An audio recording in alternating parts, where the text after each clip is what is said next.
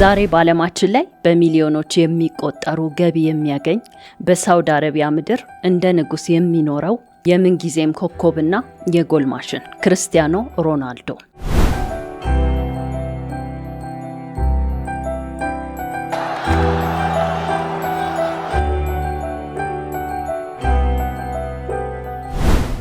ይህ ዛሬ የምታዩት የቅንጦት ህይወት ዝም ብሎ የመጣ አይደለም። ከጀርባው እጅግ አስደንጋጭና አሳዛኝ ታሪክ አለ። ውድ ቤተሰቦች እስከ መጨረሻው አብራችሁኝ ከቆያችሁ የማትሰሙት ጉድ አይኖራችሁም።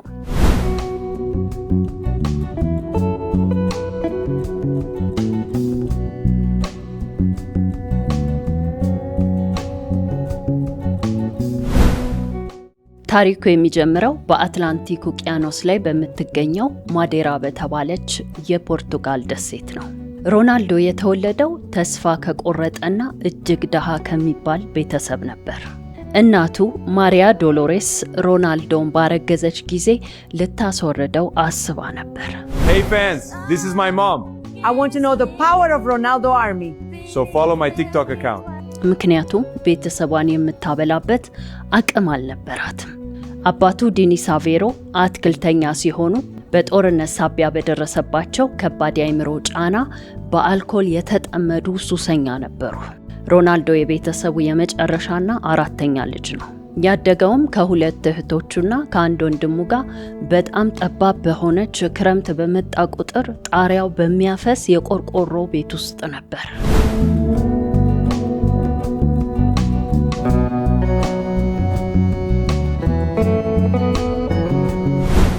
መጫወቻ ኳስ መግዣም ስለሌለው ካልሲ ጠቅልሎ በጎዳናዎች ላይ ይጫወት ነበር። ሮናልዶ የሚለውን ስም ያወጡለት አባቱ ሲሆኑ ስሙ የወጣው አባቱ ያደንቁት ከነበሩት የቀድሞ የአሜሪካ ፕሬዝዳንት የሮናልድ ሬጋንን ስም መሰረት በማድረግ ነው። ሮናልዶ ገና በ7 ዓመቱ አባቱ ዕቃ ጠባቂ ከነበሩበት አንዶሪንሃ ከተባለው ትንሽ ክለብ ውስጥ ገብቶ መጫወት ጀመረ።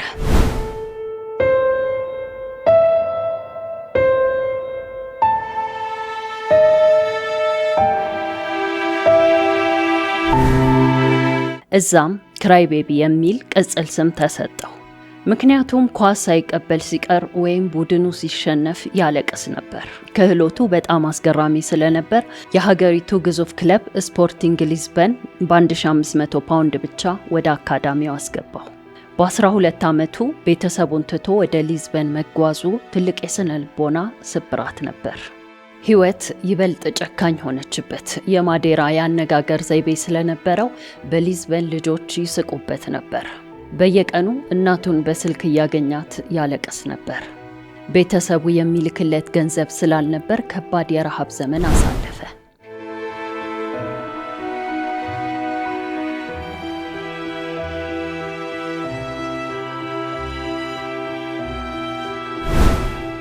ከቀኑ 11 ሰዓት እስከ ሌሊቱ 6 ሰዓት ልምምድ አድርጎ ሲመለስ ሆዱን በጣም ይርበው ነበር። በዚያን ሰዓት ከስፖርቲንግ ሊዝበን ስታዲየም አጠገብ በሚገኝ አንድ የማክዶናልድስ ቤት ሄዶ ትርፍራፊ ጠይቅ ነበር። በዚያን ጊዜ ኤድና የምትባል ሴትና ሌላ ደግ ልብ ያላቸው 2 ልጃገረዶች የተረፈ በርገር በነፃ ይሰጡት ነበር። ሮናልዶ ታዋቂ ከሆነ ከዓመታት በኋላ በዓለም አቀፍ የቴሌቪዥን ጣቢያ ሳይቀር እነዚህ ሴቶች በህይወት ካሉ ሊረዳቸው እንደሚፈልግ በለቅሶ ተናግሯል። እዚህ ላይ አንድ አስደንጋጭ ክስተት ተፈጠረ። ሮናልዶ በ15 ዓመት ዕድሜው ዶክተሮች ካቲታርዲያ የሚባል የልብ በሽታ ተጠቂ መሆኑን አረጋገጡ።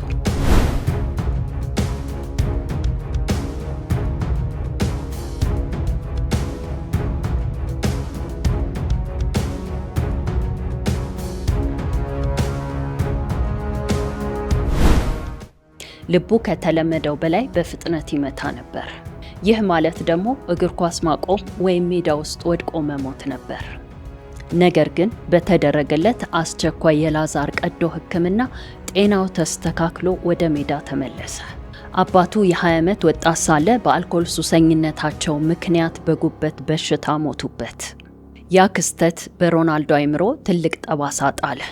ከዚያን ቀን ጀምሮ ህይወቱን በሙሉ አልኮል ላለመንካት ማለ። ዛሬ በሰውነት ውስጥ ያለው የስብ መጠን 7 በመቶ ብቻ ነው።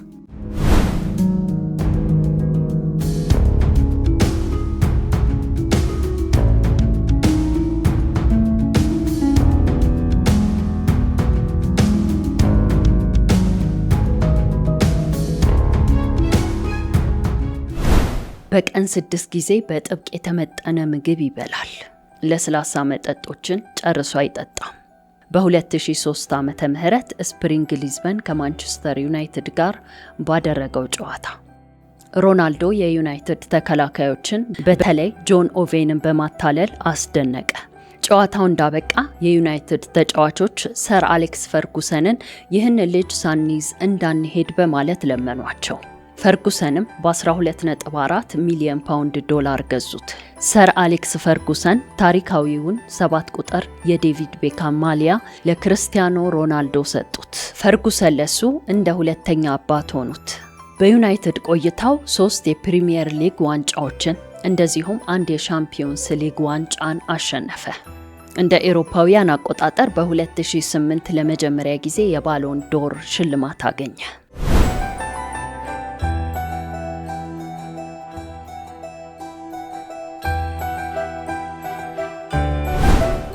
በ2009 በወቅቱ በዓለም ባለው ውድ ዋጋ 80 ሚሊዮን ፓውንድ ወደ ህልሙ ክለብ ማድሪድ ተዛወረ። በሳንቲያጎ በርናባው ስታዲየም በወቅቱ እሱን ለመቀበል 80,000 የሚሆኑ ደጋፊዎች ተገኝተው ነበር። በማድሪድ ቆይታው ከሊዮኔል ሜሲ ጋር ታሪካዊ ፉክክር ውስጥ ገባ። በ438 ጨዋታዎች 450 ግቦችን በማስቆጠር የክለቡ የምንጊዜም ከፍተኛ ግብ አስቆጣሪ ሆነ። 4 የሻምፒዮንስ ሊግ ዋንጫዎችን፣ 4 ተጨማሪ የባሎን ዶር ሽልማቶችንም አስገኘ። አሁን ወዳለው የክርስቲያኖ ሮናልዶ ሁኔታ ከመምጣታችን በፊት ስለ ትዳር ህይወቱ ትንሽ እንበል።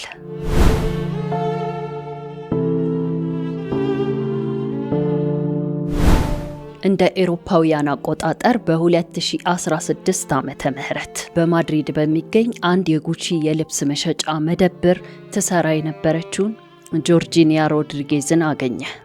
ጆርጂኒያ አርጀንቲናዊትና ስፔናዊት ናት፣ ወይም ድርብ ዜግነት አላት።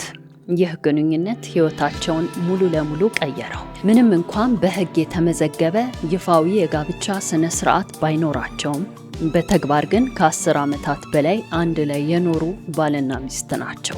በሳውዲ አረቢያ ጥብቅ ህግ እንኳን ሳይቀር ለክርስቲያኖ ሮናልዶና ለጆርጂኒያ በአንድ ላይ የመኖር ልዩ ፍቃድ ተሰጥቷቸዋል። ጆርጂኒያ የክርስቲያኖ የህይወት አጋር ብቻ ሳትሆን የንግድ ስራዎቹ መሪና የልጆቹ አስተዳዳሪ ናት። ሮናልዶ ስለሷ ሲናገር እሷ የህይወቴ ትልቁ ስጦታ ናት። በጣም ነው መወዳት። በእርግጠኝነት አንድ ቀን ይፋዊ ሰርጋችንን እናደርጋለን። ይህም የእናቴ ምኞት ነው ይላል።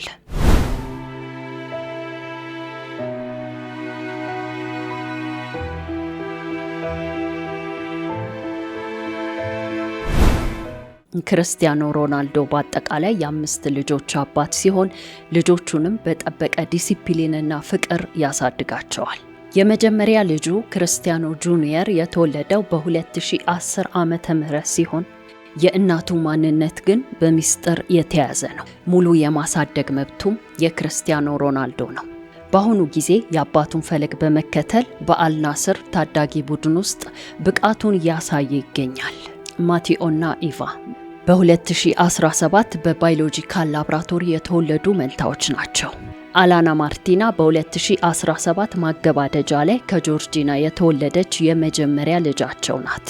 ቤላ አስማሬንዳ በ2022 የተወለደችው የቪክቶሪያ መንታ ስትሆን በሚያሳዝን ሁኔታ ወንድ መንትየዋ በወሊድ ወቅት ሕይወቱ አልፏል። ይህ ክስተት በሮናልዶ ሕይወት ውስጥ ትልቅ ሐዘን የጣለ ነበር። ሮናልዶ ለልጆቹ የሚፈልጉትን ነገር ሁሉ በቀላሉ አይገዛላቸው። ስልኮችና የቪዲዮ ጌሞችንም ይከለክላል። በምትኩ ጠንክረው እንዲሰሩ፣ ጤናማ ምግብ እንዲመገቡና በስፖርት እንዲጠነክሩ በከፍተኛ ዲሲፕሊን ያሳድጋቸዋል።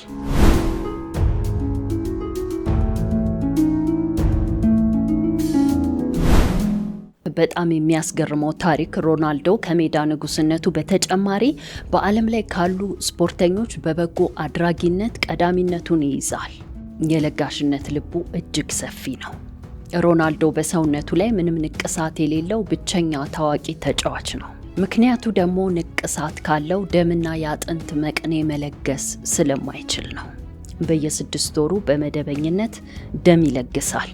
ለአንጎል ቀዶ ሕክምናና ለካንሰር መታከሚያ ገንዘብ ያጡ ህፃናትን በተደጋጋሚ በመቶ ሺዎች የሚቆጠር ዶላር ከኪሱ አውጥቶ አሳክሟቸዋል። የባሎንዶር ዋንጫን በጨረታ በመሸጥ የተገኘውን 600,000 ዩሮ ሜክ ኤ ዊሽ ለተባለ የህፃናት መርጃ ድርጅት ሰጥቷል። እንዲሁም በ2011 ዓመተ ምህረት የአውሮፓ የወርቅ ጫማ ሽልማቱን በመሸጥ 1.5 ሚሊዮን ዩሮ ለጋዛ ህፃናት ትምህርት ቤት ግንባታ ለግሷል። በአንድ ወቅት በኔፓል በተከሰተው የመሬት መንቀጥቀጥ ወቅት 5 ሚሊዮን ፓውንድ ለህፃናት አድን ድርጅት ሰጥቷል። በኮቪድ ወረርሽኝ ጊዜም ለፖርቱጋል ሆስፒታሎች የህክምና መሳሪያና የገንዘብ ድጋፍ አድርጓል። ሴቭ ዘ ችልድረን፣ ዩኒሴፍ እና ወርልድ ቪዥን አምባሳደር በመሆን የተራቡና የተጠቁ ህፃናትን ድምፅ ለዓለም ያሰማል።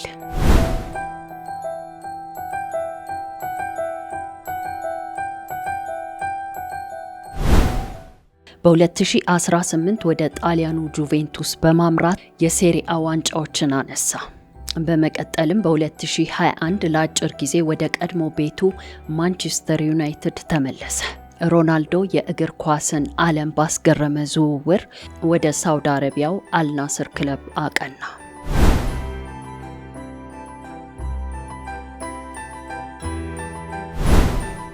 ይህ ዝውውር በአመት ወደ 200 ሚሊዮን ዩሮ የሚያስገኝለት ሲሆን በታሪክ ከፍተኛ ተከፋይ ስፖርተኛ አድርጎታል።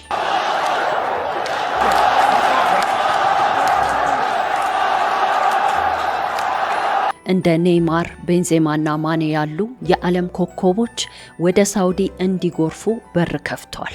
በሪያድ ከተማ እጅግ ጥበቃ በሚደረግበት መንግስታዊ የቅንጦት ቪላ ከልጆቹ ጋርና ከጆርጂኒያ ጋር እንደ ንጉስ ይኖራል። ሮናልዶ ምንም እንኳን እድሜው በ40ዎቹ መጀመሪያ ላይ ቢሆንም አሁንም በአስገራሚ የአካል ብቃት ላይ ይገኛል። ለአልናስርና ለፖርቱጋል ብሔራዊ ቡድን ግቦችን ማምረቱን ቀጥሏል። በፕሮፌሽናል ህይወቱ ከ900 በላይ ኦፊሴላዊ ግቦችን ያስቆጠረ የመጀመሪያው ተጫዋች ለመሆን በቅቷል። Cristiano, congratulations. What a match today. How do you feel? Thank you. We played as a team, we stayed focused, and we made Portugal fans happy. ይህን ይመስላል ውድ ቤተሰቦች የዓለም ኮከብ ከሆነው ታዋቂው ክርስቲያኖ ሮናልዶ ጀርባ ያለው አስገራሚው ታሪክ። እናንተስ በሰማችሁት ታሪክ ላይ ምን ትላላችሁ? እንደተለመደው ሐሳብ አስተያየታችሁን በኮሜንት መስጫ ሳጥኑ ላይ እንድታሰፍሩልኝና አዲሶች ሰብስክራይብ በማድረግ እንዲሁም ሁላችሁም ላይክ አድርጉ እያልኩኝ በሚቀጥለው በአዲስ ፕሮግራም እስካገኛችሁ ባይ ባይ።